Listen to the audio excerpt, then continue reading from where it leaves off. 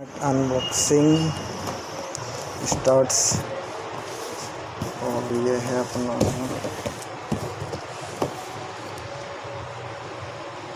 Thunder D7।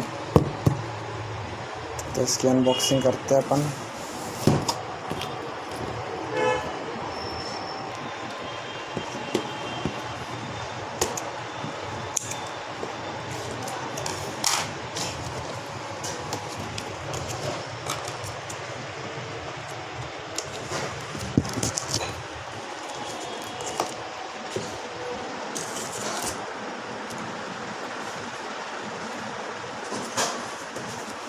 Finally अपन इसकी unboxing कर रहे हैं।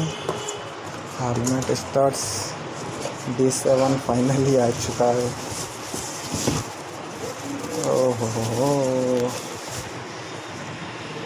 फाइनली अपना हेलमेट आ चुका है।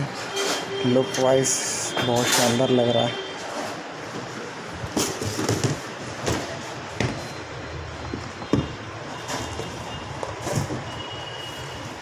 इसके ग्राफिक्स काफ़ी अच्छे लग रहे हैं।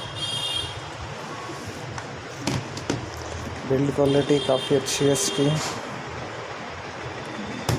सो नीचे कमेंट करके बताना कैसा लग रहा है आपका न्यू हेलमेट।